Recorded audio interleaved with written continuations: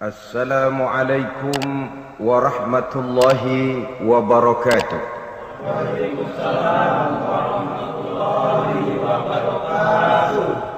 Bismillahi walhamdulillah, wassalatu wassalamu ala sayyidina rasulillah, sayyidina wa maulana Muhammad ibn Abdullah wa ala alihi wa sahbihi wa mawalah. أما بعد سبحانك لا علم لنا إلا ما علمتنا إنك أنت العليم الحكيم لا حول ولا قوة إلا بالله العلي العظيم. Saudara-saudara kaum muslimin rahimakumullah, kalimat sibuk adalah kalimat yang paling sering digunakan orang dalam kehidupan ini. Lebih sering lagi kalimat sibuk dijadikan kambing hitam dalam berbagai persoalan, termasuk dalam kehidupan beragama.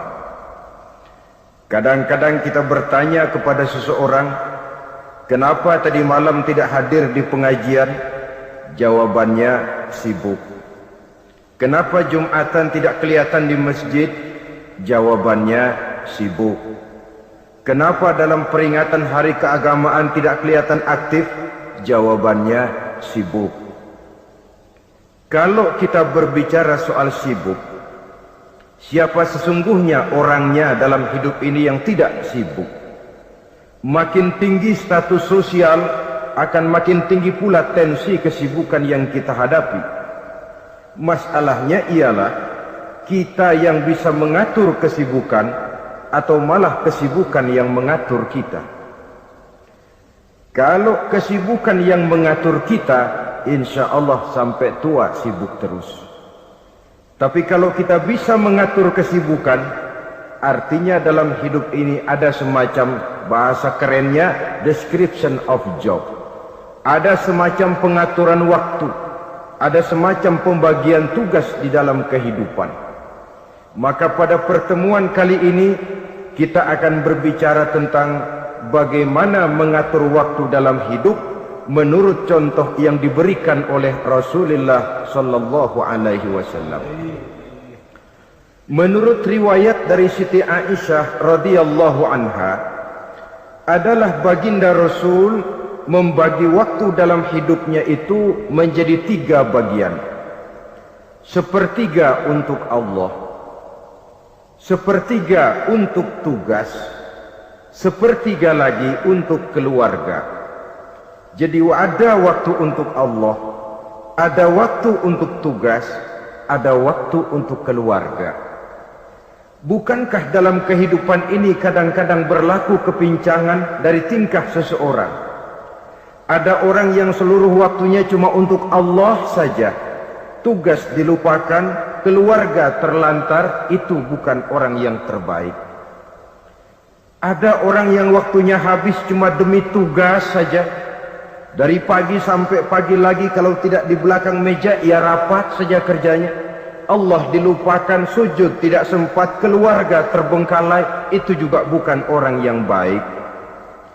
Ada juga orang yang waktunya cuma untuk keluarga, kerjanya ngumpul saja. Seperti bahasa Inggris bilang, mangan orang mangan pokoknya ngumpul. Bermasyarakat tidak sempat, sujud tidak pernah, dengan kehidupan beragama jauh. Ini pun bukan orang yang terbaik. Orang yang baik ialah orang yang pandai mengatur waktu. Itu tadi cara baginda mengatur waktu dalam kehidupannya. Selanjutnya, bagaimana cara beliau mengisi waktu? Apa pengaruhnya dalam pribadi dan perjuangan beliau, dan apa hubungannya dengan kita? Mari kita lihat lebih jauh. Sepertiga dari waktunya adalah untuk Allah, artinya untuk beribadah kepada Allah. Bagaimana ibadahnya? Saudara-saudara, satu-satunya manusia yang dalam Al-Quran sudah mendapat jaminan ampun dari seluruh dosa yang pernah dikerjakan, cuma Rasulullah orangnya.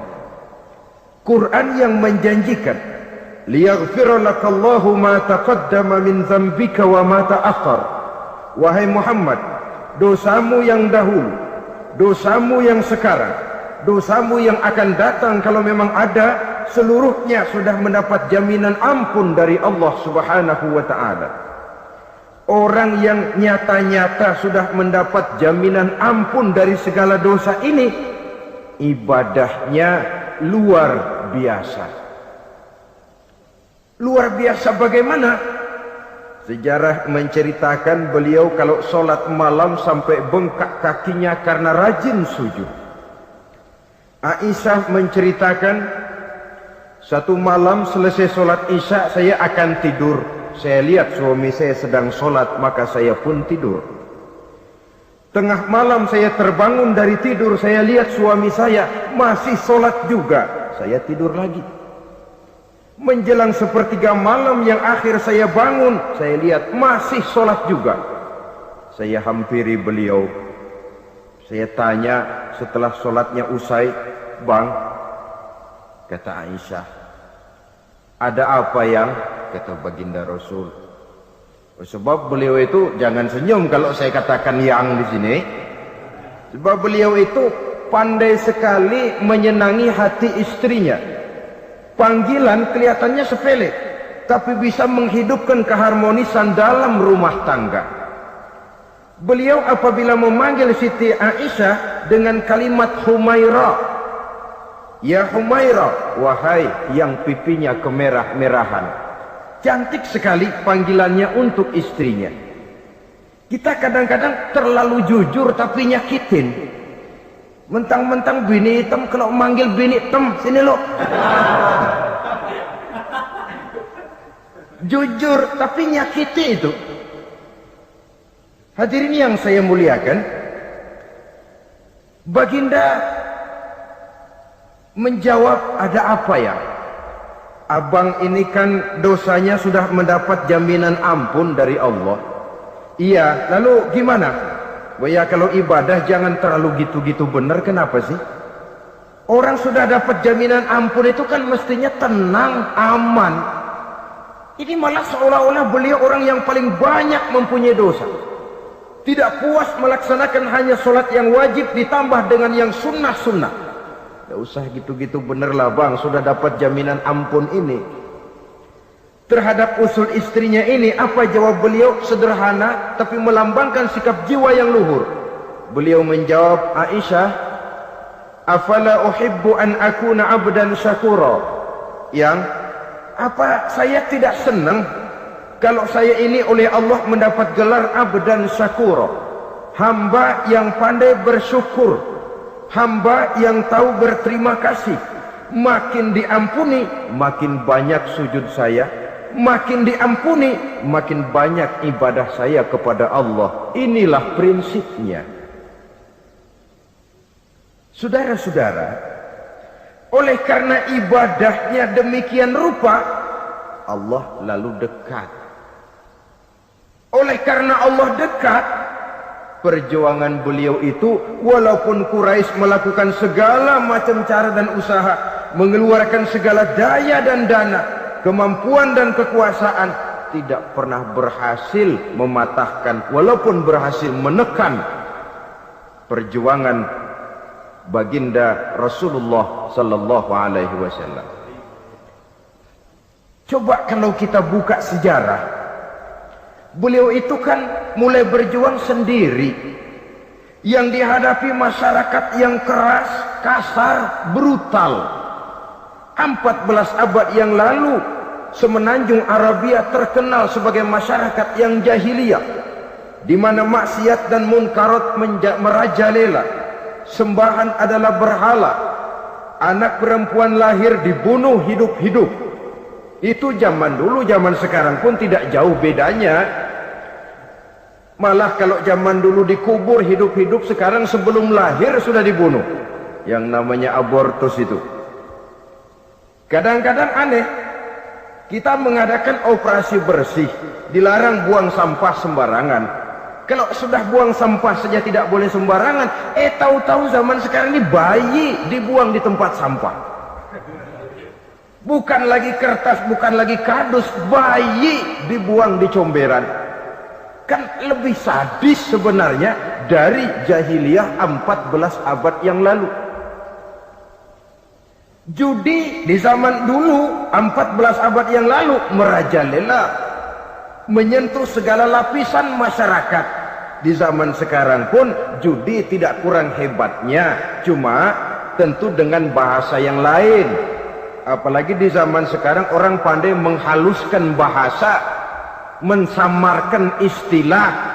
Judi disebut sumbangan umpamanya, sehingga orang lalu tidak terasa bermain judi, terasanya ikut nyumbang. Itu sekedar istilah yang merangsang orang sebenarnya. Masyarakat yang semacam ini yang dihadapi oleh baginda Rasul. Diangkat jadi Rasul umur 40 tahun lalu mulai berjuang. Mula-mula secara sembunyi dakwahnya itu. Dari pintu ke pintu, dari rumah ke rumah, dari orang ke orang. Hasilnya 3 tahun gerilya berdakwah, dapat pengikut tidak lebih 11 orang. Sudah tidak digaji, tidak dapat beras, hidup pun miskin. 3 tahun dakwah, dapat pengikut 11 orang. Ustadz mana zaman sekarang yang masih mau ngajar? Kalau 3 tahun buka pengajian, yang ngaji cuma 11, bubar. Kiai mana yang masih mau buka pondok? Kalau 3 tahun buka pesantren, santrinya cuma 11. Pemimpin mana yang masih mau kampanye? Kalau 3 tahun kampanye dapat pemilih cuma 11, bangkrut. Tapi tidak dengan Rasul. 3 tahun berlalu, turun perintah fasda bima tu'mar. Tidak usah berdakwah secara sembunyi, Muhammad, sampaikan saja Islam secara terbuka. Mulailah beliau berdakwah secara terbuka, terang-terangan. Mula-mula Quraisy dikumpulkan dekat Ka'bah. Kumpulah Abu Jahal, Abu Lahab, Abu Sufyan dan gembong-gembong Quraisy. Di sana buat pertama kali secara terbuka baginda Rasul pidato. Tuan-tuan Quraisy, apakah tuan-tuan percaya kepada saya? Percaya. Kenapa? Karena Anda Muhammad sejak kecil belum pernah bohong. Baik. Jikalau memang tuan-tuan percaya kepada saya, maka mulai hari ini saya serukan kepada tuan-tuan, ankizu anfusakum minan nar. Jaga, pelihara, lindungi dan selamatkan diri tuan dari neraka.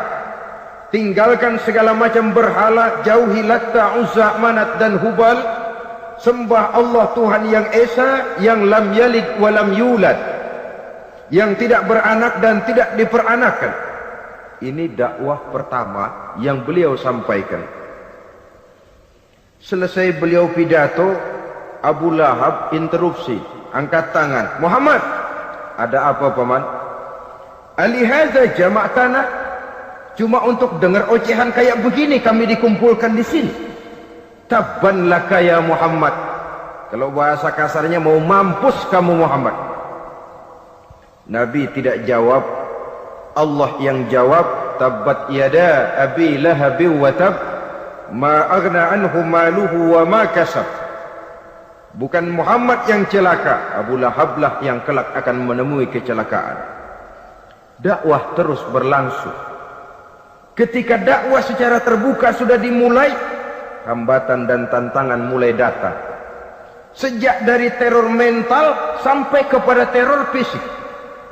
Dan puncaknya terjadi pada saat beliau berumur 53 tahun, di mana Quraisy mengadakan rapat di satu rumah yang disebut Darul Arqam. Kumpulah di situ dedengkot Quraisy.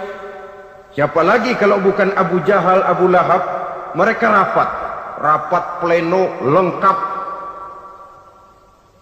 Setelah rapat dibuka, kata Abu Lahab kepada Abu Jahal, Jahal, bagaimana ini Muhammad? Iya, bagaimana? Apalagi yang belum kita lakukan, kata Abu Jahal. Kita fitnah sudah, kita caci maki tiap hari, kita lontari kotoran onta, sahabat-sahabatnya kita bantai, tapi mereka tetap tegar.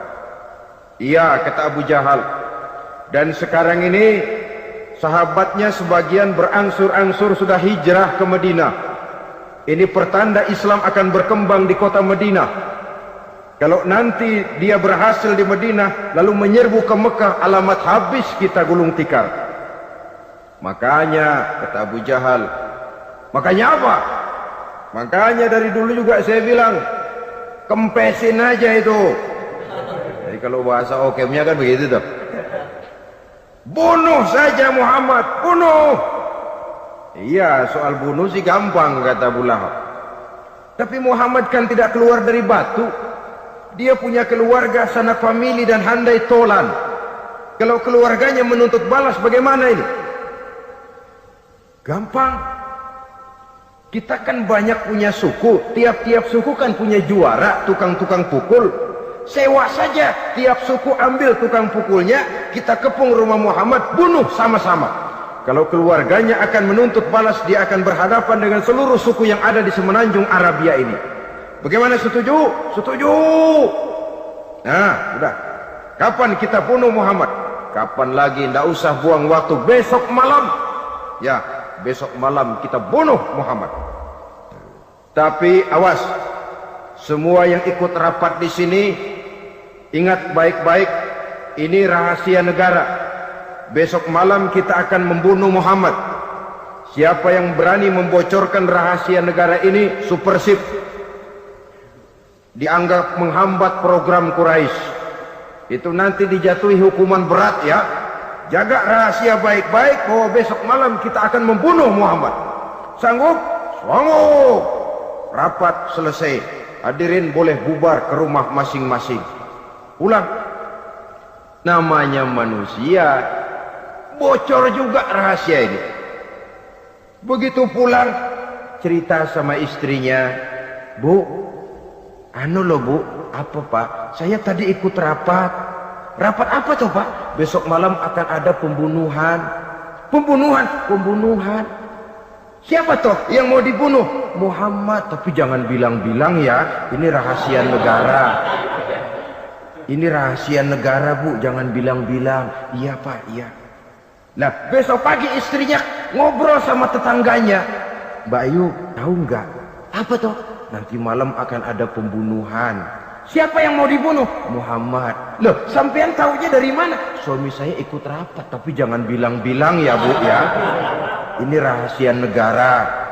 Jangan bilang-bilang. Nanti yang satu sampaikan lagi, jangan bilang-bilang. Terus jangan bilang-bilang, akhirnya berita tersebar.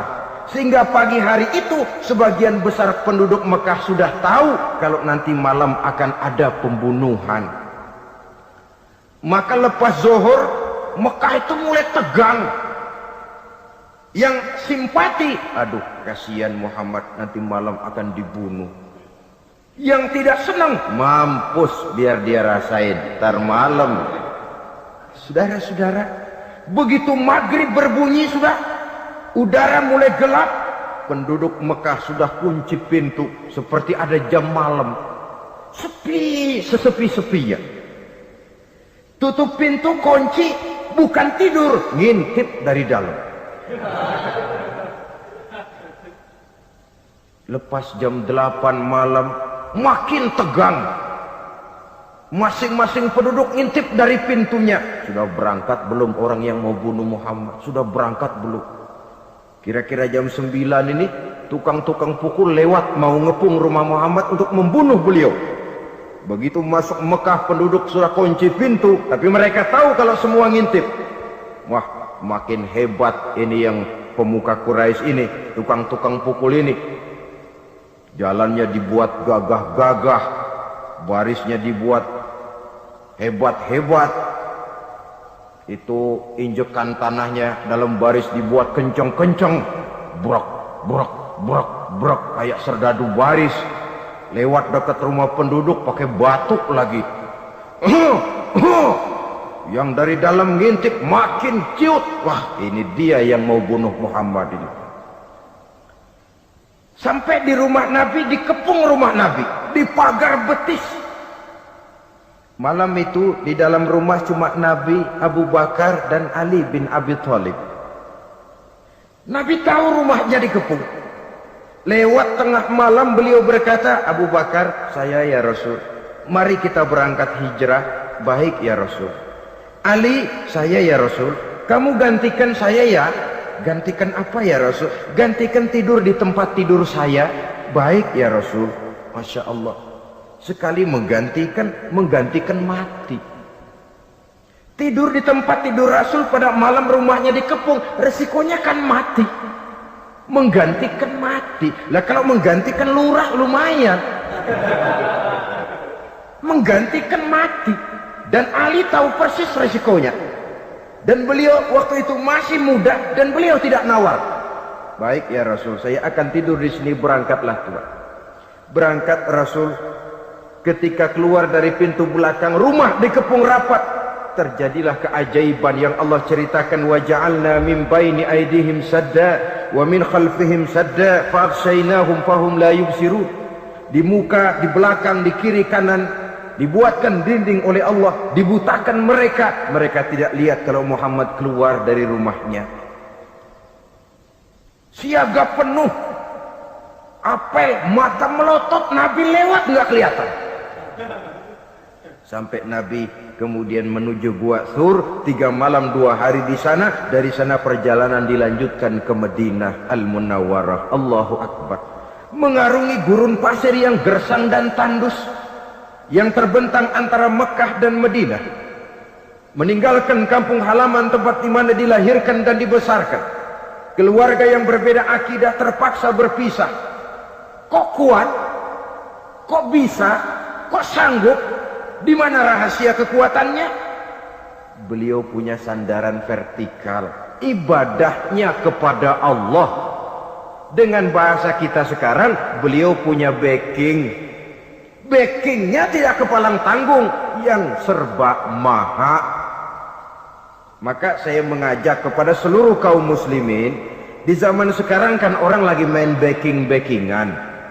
Ya, nah, siapa yang punya backing punya jalu. Saya cuma mengajak, kalau mau cari backing jangan kepalang tanggung. Carilah backing yang serba maha. Maha gagah, maha tahu, maha adil, maha bijaksana, maha segala-galanya. Dan dialah Allah subhanahu wa ta'ala. Saudara punya backing kolonel, tanggung. Nanti dia pensiun habis. Yang kolonel saja tanggung, apalagi yang kopral. Kalau mau cari backing, carilah backing yang serba maha, Allah azza wa jalla. Caranya tentu dekat kepadanya. Untuk dekat kepadanya melalui jalur yang sudah diatur olehnya, melalui Rasulullah sallallahu alaihi wasallam, yaitu salat, ibadah. Makin tinggi nilai ibadah, makin dekat kita dengannya. Makin dekat dengannya, makin banyak fasilitas yang akan diberikan untuk kita. Saudara pegawai negeri ingin cepat naik golongan, itu caranya 2. Pertama, jam kantor disiplin. Jam 7 masuk, jam 3 pulang. Kalau belum jam pulang, jangan pulang. Yang kedua, tambahan di luar jam kantor, sering-sering datang ke rumah kepala bagian. Apa malam minggu, apa hari minggu, apa bawa jeruk, apa pisang Ambon, kan begitu toh. Ini nanti kan kepala bagian kan nilai. Karyawan saya yang satu ini jam kantornya disiplin, tambahan dia sering datang hari minggu di luar jam kantor bawa jeruk lagi. Ini mestinya belum naik lah, gue naikin dulu ke atas. Naik saudara-saudara. Yang saya maksud apa? Itu zuhur, asar, maghrib, isya, subuh, jam kerja resmi itu. Jam kantor.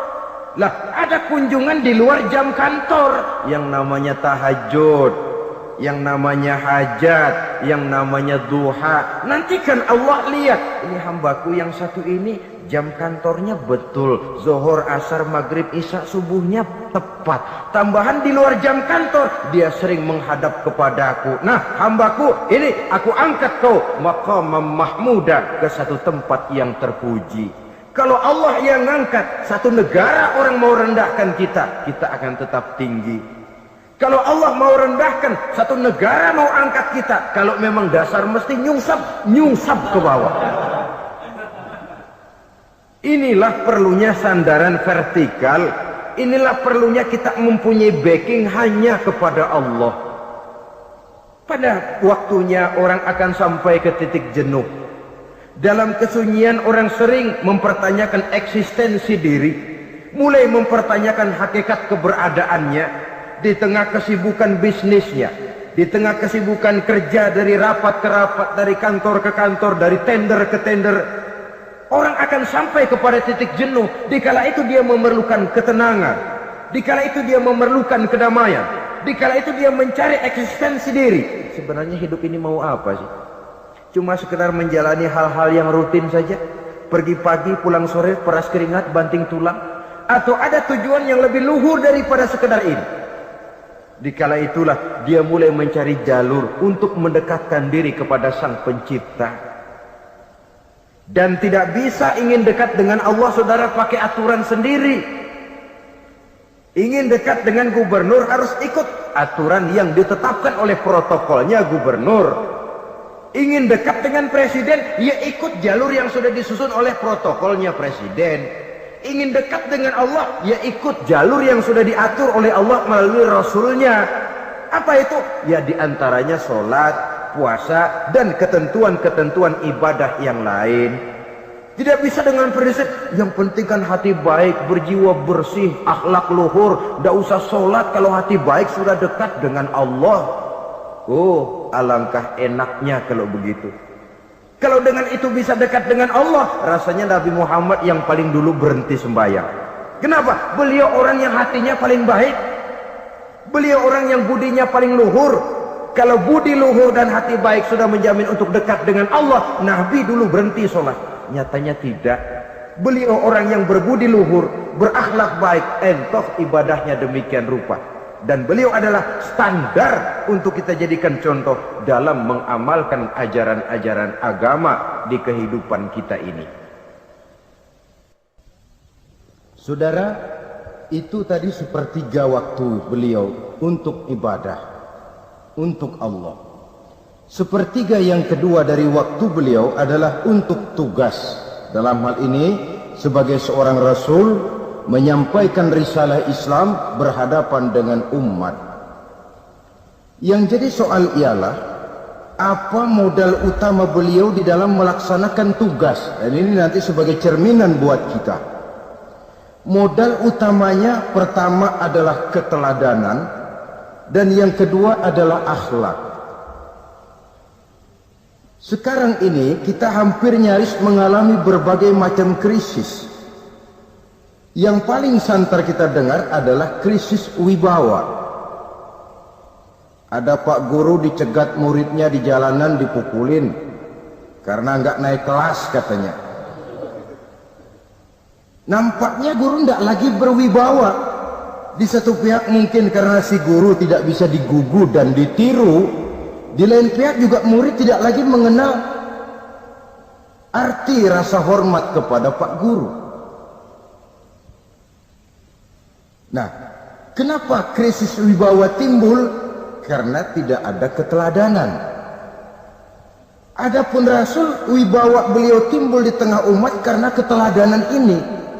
Apapun yang beliau ajarkan kepada umat, beliau adalah pelaksana pertama. Dengan kata lain, satunya kata dan perbuatan. Ini yang sangat diperlukan di zaman kita sekarang. Bukan cuma sekedar simposium, muktamar, kongres, rapat besar dengan keputusan bertumpuk-tumpuk kertas di atas meja, tetapi tidak pernah terrealisir dalam kehidupan. Yang kita perlukan adalah satunya kata dan perbuatan, bahwa kalau itu yang diucapkan, itu yang diterapkan. Kalau itu yang diteorikan, itu yang dikerjakan. Keteladanan. Yang kedua, rahasia sukses beliau dalam melaksanakan tugas berhadapan dengan umat, akhlak. Beliau tidak menyampaikan Islam ini dengan kekerasan, tidak juga dengan bujuk rayu harta, Tidak pula dengan menakut-nakuti orang. Belum pernah kita baca dalam sejarah beliau teriak-teriak, awas yang tidak masuk Islam dipecat jadi orang Arab. Tidak. Atau dengan bujuk rayu, ayo siapa masuk Islam super mie 2 bungkus. Tidak. Sebab kebenaran tidak bisa dipupuk dengan materi. Kebenaran adalah soal keyakinan, dan keyakinan adalah soal batin. Orang yang beragama karena tertarik kepada supermi, orang yang beragama karena tertarik kepada pakaian, kepada obat-obatan, nilai imannya dipupuk dengan materi.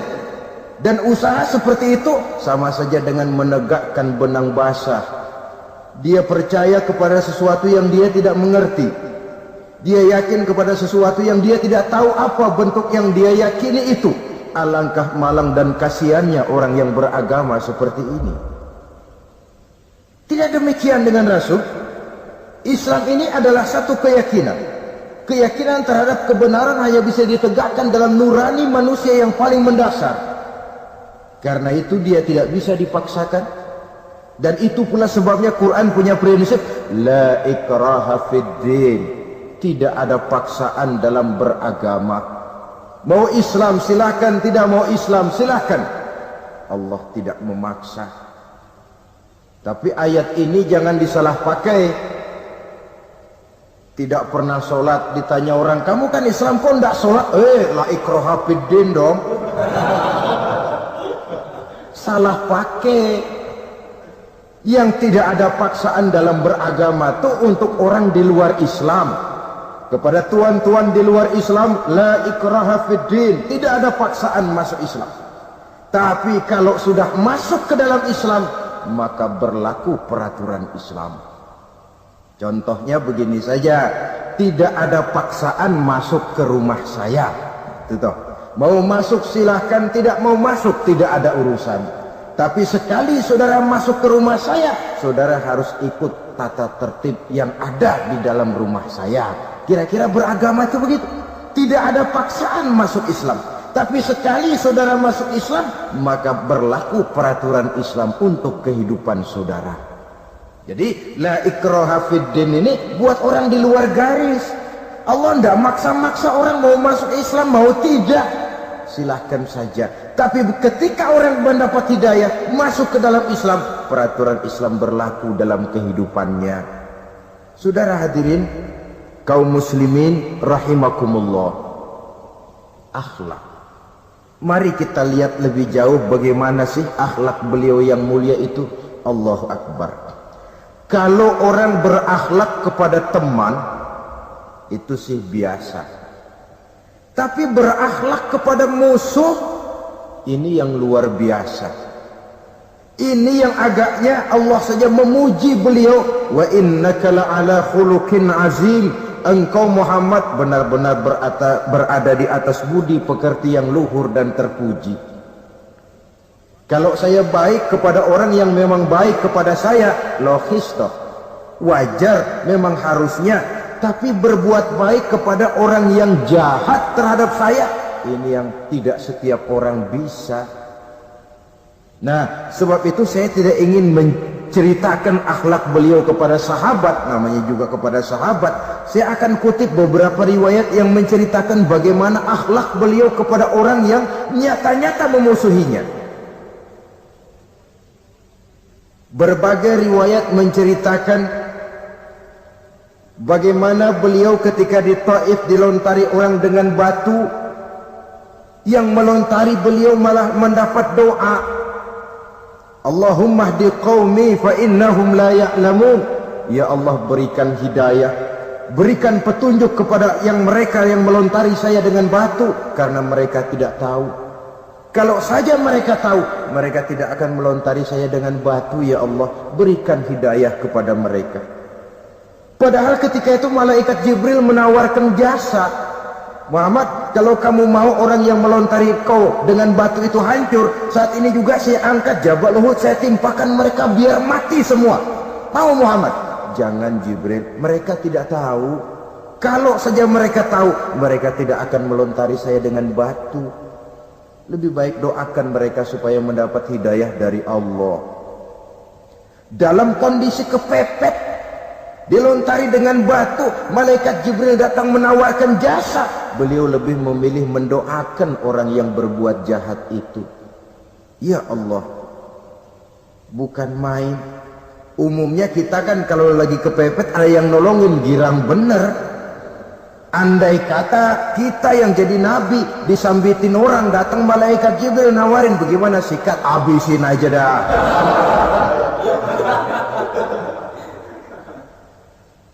Ini akhlak kepada musuh. Ketika beliau selesai sholat zuhur, istirahat rebah-rebah, tidur-tiduran di bawah pohon kurma, datang orang kafir yang bernama Daksur yang sudah lama mengintip-ngintip, mencabut dan menghunus pedang. Muhammad, kalau ini saat saya tebas batang lehermu, siapa yang akan menolong engkau? Tidak ada.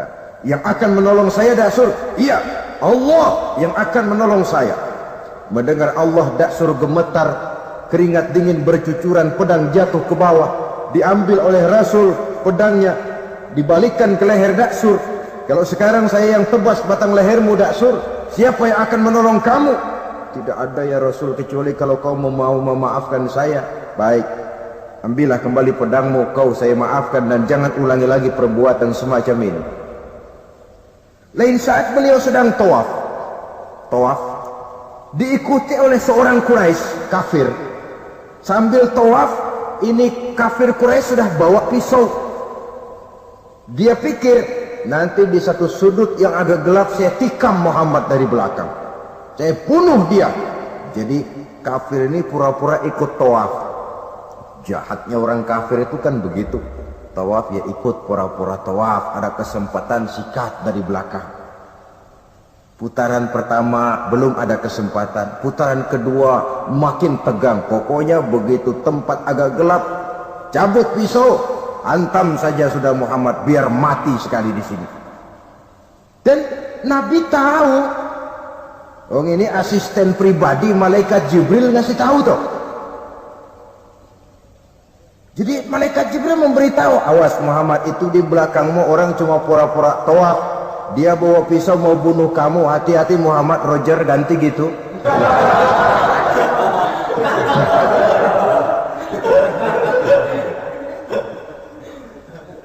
Tahu persis beliau. Sampai di satu sudut yang gelap, si kafir ini mencabut pisau. Nabi nengok ke belakang, menoleh Nabi. Begitu menoleh, Quraisy ini kan ketangkep basah. Bahasa Arabnya yumsak mablul katanya. Ketangkep basah, grogi, salah tingkah, garuk nggak gatel, kasihan ngelihatnya sudah. Ya namanya orang ketangkep basah itu. Mau alasan apa? Nggak beralasan ya, harus merasa harus membela diri, gemetar nggak karu-karuan. Kata Nabi, Nabi senyum. Mau apa, Mas? Rasul. Ini ano apa? Ano. Sudah, saya kan tahu kamu mau bunuh saya toh. Sudah, saya sudah tahu kok. Kamu jangan pura-pura. Kamu kan mau bunuh saya kan? Terus terang saja. Iya Rasul, iya. Sekarang gimana? Enggak berani Rasul. Minta maaf saja. Ya kalau sudah kamu minta maaf begitu, sudah kamu pulang sana, jangan diulangi lagi ya. Begitu mudah beliau memaafkan orang yang nyata-nyata mau menghabisi nyawanya. Sepanjang itu belum terwujud, sepanjang itu belum terbentuk dalam artian real, sangat mudah beliau memaafkan orang. Saudara hadirin kaum muslimin rahimakumullah, pemaaf, lapang dada, toleransi, menghargai pendapat para sahabatnya, ini sederetan dari akhlak yang terpuji. Sehingga karena keluhuran akhlak inilah yang menyebabkan orang tertarik masuk ke dalam Islam. Beliau berprinsip apa? Basyiru wala tunaffiru, yasiru wala tu'assiru. Gembirakan orang, jangan ditakut-takuti. Mudahkan persoalan orang, jangan dibikin sulit. Ini kan satu prinsip yang sangat baik dalam melaksanakan dakwah, dalam menyampaikan misi. Apapun tugas kita di masyarakat, sebagai pegawai pemerintahan, pejabat negara, pedagang, pengusaha, seniman, ustaz, mubalik, kiai, ulama, dalam berbagai profesi, modal utama untuk sukses adalah akhlak. Sebab hati kita yang tahu cuma Allah. Orang lihat penampilan kita, orang lihat muka kita. Sebab itu Nabi katakan, innakum la tas'una an-nasa bi amwalikum walakin yas'uhum minhum bastul wajhi wa husnul khuluqi. Kamu tidak akan bisa menarik simpati orang banyak dengan hartamu, tapi bisa kau tarik simpati orang banyak dengan akhlak yang baik dan muka yang senyum, muka yang enak dilihat. Orang kadang sering bilang, dia mah biar mukanya begitu hatinya baik. Iya, soal hati kita nggak tahu. Yang kita lihat pertama muka. Bagaimana gue mau ikut dia mukanya kayak batu kuburan? Kesan serem pertama itu kan sudah ada. Walaupun kadang-kadang hati memang baik, tapi hati itu kan urusan Allah. Yang kita lihat pertama muka. Ini barangkali nanti termasuk teori dalam psychology of salesman ya, bahwa sesuatu yang baik kalau dihidangkan dengan cara yang tidak baik, orang tidak akan tertarik. Lihat saja, orang sekarang ini kan entah makin lajunya dunia bisnis kita, masuk ke rumah-rumah kita cuma menawarkan air jahe, menawarkan sasa, menawarkan kecap bango, menawarkan barang-barang yang katanya remeh. Ini kan termasuk psychology of salesman. Yang datang ya biasanya perempuan, wajahnya ya lumayan, paling kurang sedikit di atas 6 lah begitu. Nah, lalu tutur katanya sopan, masuk ke rumah tidak sungkan, ada rasa familiar, rasa kekeluargaan, lalu datang. Taktik untuk menawarkan barang yang jadi merek dagangannya. Nah, Islam ini agama yang baik. Kalau disampaikan dengan cara yang tidak baik, sadis, memponis, orang akan lari dan jauh. Menyinggung, bukan menyentuh. Siapapun kalau tersinggung lari, tapi kalau tersentuh, dia akan mendekat. Apaan lo Islam sembayang begitu? Mikir nih anak, gue sembayang diomelin, mendingan kagak sembayang sekalian ketahuan. Saudara hadirin yang saya muliakan, ini yang diberikan contoh oleh baginda Nabi.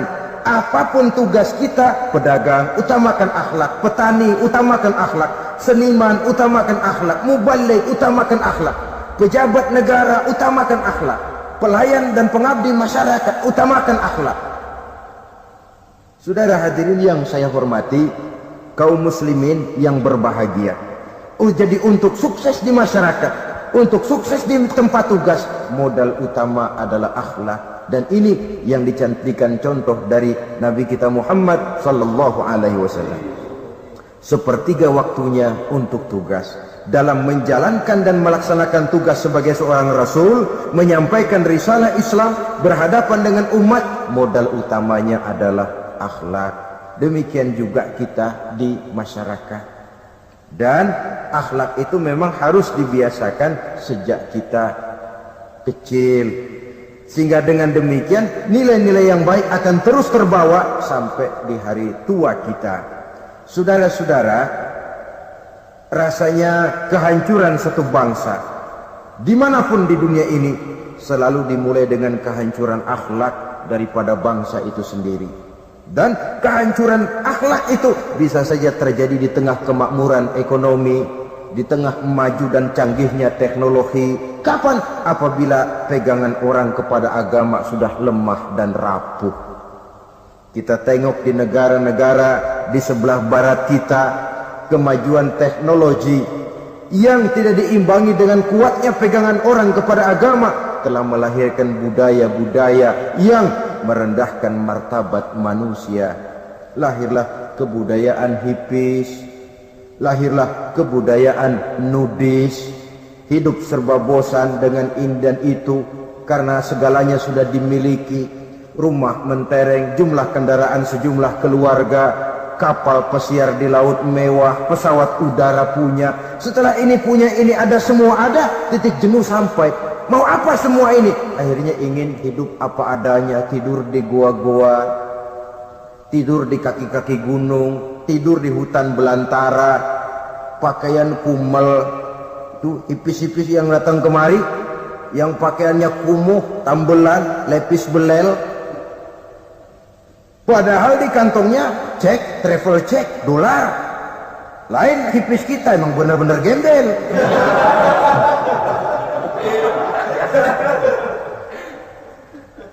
Merasa jenuh, merasa bosan. Bahkan sebuah berita dari Jerman, orang terlalu kaya, pulau dibeli. Di pulau itu dia bikin satu klub yang bernama klub nudis. Setiap anggotanya boleh masuk ke pulau itu dengan catatan tidak boleh pakai pakaian selembar pun, alias bugil, telanjang bulat. Sudah telanjang bulat itu. Dan di sana berlakulah apa yang disebut serba boleh. Jadi kalau di sana ke sana saudara bawa istri masuk anggota, ya silahkan saja. Istilah tukar pakai, simpan pinjam, bisa-bisa saja, asal suka sama suka. Asal perbuatan yang dianggap tidak merugikan orang lain, suka sama suka, sudah tidak bisa dituntut oleh norma yang berlaku. Ya. Itulah sebabnya kita sering prihatin bahwa kemajuan sering membawa pergeseran nilai. Apabila kita tidak bisa menghindarkan diri dari proses pergeseran nilai, setidaknya kan kita bisa menjaga diri jangan sampai hanyut oleh nilai-nilai yang negatif. Akhlak, baik sebagai muslim, baik sebagai bangsa Indonesia yang berkepribadian luhur, itu merupakan cerminan kita. Saya prihatin, belum lama diselenggarakan kontes bibir terindah. Kontes bibir terindah itu kira-kira apa manfaatnya? Apa yang jadi ukuran? Dan bukankah bibir karunia Tuhan? Ya kalau yang bibirnya mungil bisa ikut kontes lah, kalau yang jebleh gitu.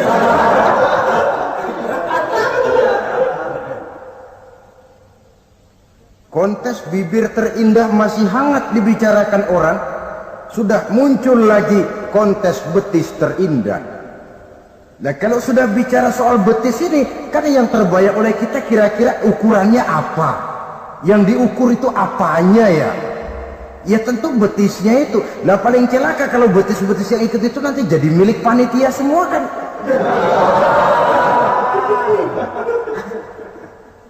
Yang tidak usah kita mengukur dengan kacamata agama, dengan budaya kita sebagai bangsa Indonesia yang berfalsafahkan Pancasila, rasanya mendengarnya saja kok sudah tidak sreg gitu loh. Tidak pas untuk ukuran kita sebagai bangsa yang berfalsafahkan Pancasila. Saudara-saudara kaum muslimin rahimakumullah. Ini yang saya maksud tadi, proses pergeseran nilai. Andai kata kita tidak bisa menghindarkan diri dari hal yang semacam itu, setidaknya kita bisa menjaga diri jangan sampai hanyut ditelan proses pergeseran nilai.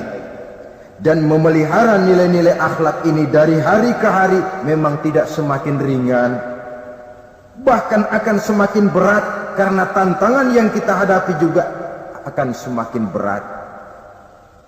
Inilah sepertiga yang kedua dari waktu beliau untuk melaksanakan tugas. Jadi modal utama dalam melaksanakan tugas akhlak. Di antara nilai akhlak itu prinsip Nabi tadi, gembirakan orang, jangan ditakut-takuti, mudahkan urusan orang, jangan dibikin sulit. Sehingga kalau yang memang mudah lalu dipersulit, itu sudah mencerminkan akhlak yang tidak diajarkan oleh Rasulullah sallallahu alaihi wasallam. Kemudian yang terakhir, sepertiga yang ketiga dari waktu beliau adalah untuk keluarga. Jadi tadi ada waktu untuk Allah, ibadah, ada waktu untuk tugas, dan yang ketiga ada waktu untuk keluarga. Bagaimana Rasul di tengah keluarganya? Anas bin Malik bercerita, saya 11 tahun membantu di rumah tangga Rasul. 11 tahun itu kan artinya 11 kali 360 hari kali 24 jam. Bukan waktu yang sebentar itu. Selama 11 tahun saya membantu di rumah tangga Rasul, kata Anas, belum pernah saya dengar kata-kata kasar, keras, membentak. 11 tahun saya membantu di rumah tangga beliau, belum pernah saya lihat ada piring terbang, ada bakyak melayang. Artinya apa? Cerminan dari ketentraman, keayeman, kedamaian rumah tangga beliau. Padahal rumah tangganya kecil. Istrinya lebih dari satu, tapi aman, tentram, rukun. Kita kadang-kadang istri satu seminggu 7 hari, perang 6 hari. Cuma 1 hari gencatan senjata. Saudara hadirin, saudara kaum muslimin rahimakumullah. Kalau beliau tidak menyenangi satu masakan, misalnya masakan istrinya, tidak mencah-mencah, cuma kelihatan dari makannya barangkali tidak begitu banyak, tapi tidak pernah mencela apapun yang dimasak istrinya. Senang ya dimakan, tidak senang ya dimakan karena menghargai lelah jerih payahnya istri. Ini kelihatannya sepele, tapi dari sini keharmonisan rumah tangga itu bisa saja timbul. Bukankah seseorang hanya bisa sukses di tempat tugas, jadi apapun dia, kalau berangkat dari ketentraman dan ketenangan di rumah tangga? Dan tidak ada orang bisa meraih sukses kalau dia berangkat dari rumah tangga yang berantakan. Itulah sebabnya ini sangat diperhatikan oleh baginda Rasul. Dari rumah yang kecil, dari tempat tidur yang sederhana, yang sebelah itu kain kasar, sebelah dipakai untuk tidur, sebelah dipakai untuk selimut. Jadi kasur merangkap selimut. Allahu Akbar. Tapi dari rumah tangga yang semacam itu keluar ucapan baiti jannati, rumah tanggaku laksana surga bagiku. Di mana sih rahasianya? Karena rumah tangga beliau didirikan di atas ajaran agama. Agama membuat suami istri tahu hak dan tahu kewajiban. Kalau kewajiban dilaksanakan, hak diberikan, akan timbul saling pengertian. Apabila ada pengertian, akan timbul ketenangan, dan ketenangan adalah tangga utama untuk mencapai rumah tangga bahagia. Apalah artinya? Seperti banyak istilah orang, rumah bertingkat, uang banyak berlipat-lipat, kendaraan serba mengkilat, istri pun cantik memikat, kadang-kadang jumlahnya 4, tapi tiap hari kiamat. Tidak pernah ada ketenangan dan kedamaian di rumah itu. Saudara hadirin, lebih celaka lagi sudah rumah gubuk berantem melulu. Sudah kiamat itu, sudah kiamat. Jadi dengan adanya pelaksanaan kewajiban, pemberian hak, timbul pengertian. Pengertian membawa ketenangan. Suami keluar rumah, istri tenang di rumah.